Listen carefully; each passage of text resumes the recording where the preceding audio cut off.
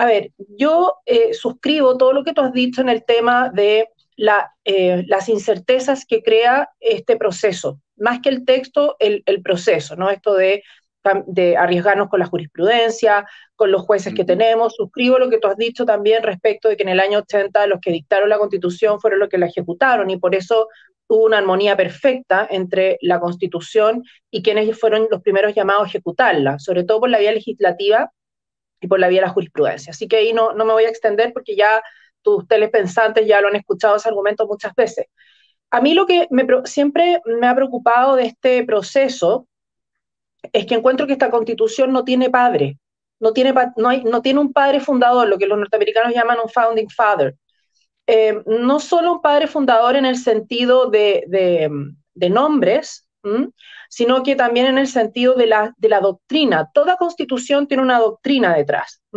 La Constitución de Estados Unidos, voy a repasar 3 constituciones, la Constitución de Estados Unidos, claramente, su espíritu, eso, lo que los padres fundadores quisieron en esa Constitución, guste o no, es que fuera un Estado absolutamente descentralizado desde el punto de vista político y territorial, por eso es un Estado federal, y además una constitución que desconfiaba mucho de la autoridad, al punto que armó a los ciudadanos.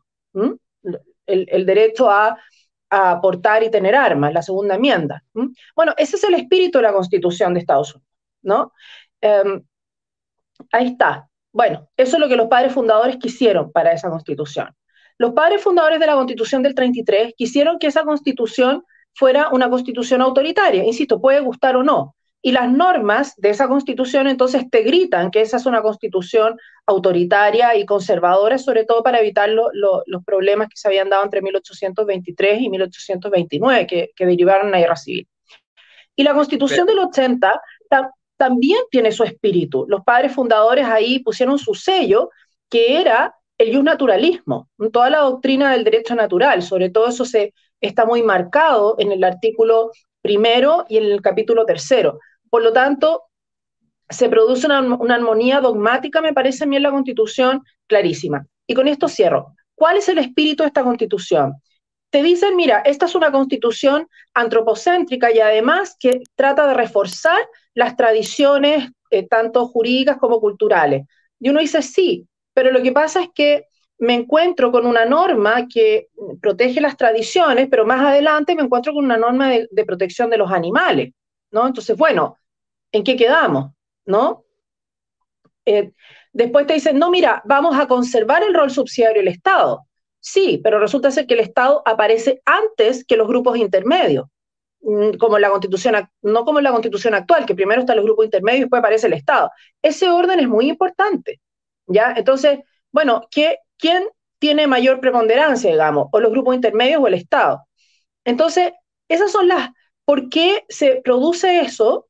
Me parece a mí que eso se produce porque esto es producto de distintas visiones sobre el derecho. Entonces, como quieren dejar contento a todo el mundo, entonces ya nadie puede reclamar la paternidad. Y cierro con esto. Algunos dirán, bueno, pero eso es una cosa, una entelequia teórica.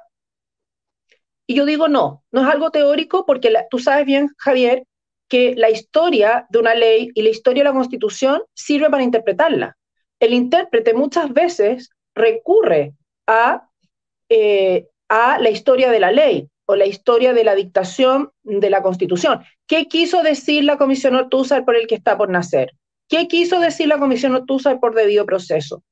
¿Qué quiso decir, no sé, cuando dictaron esta ley, qué quisieron decir por esto, por lo otro? Tú buscas la historia para reforzar, como dices, tu argumento para el intérprete.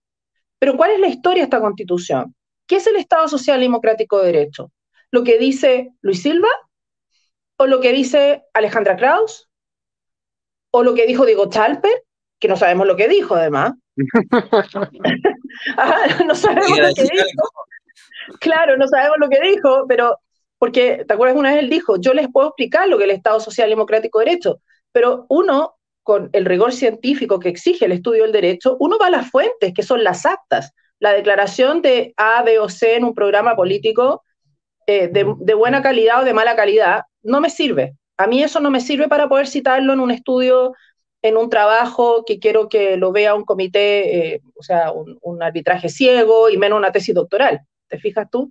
Entonces, y tampoco para fundamentar tu, tu demanda o tu contestación o lo que sea, ¿no?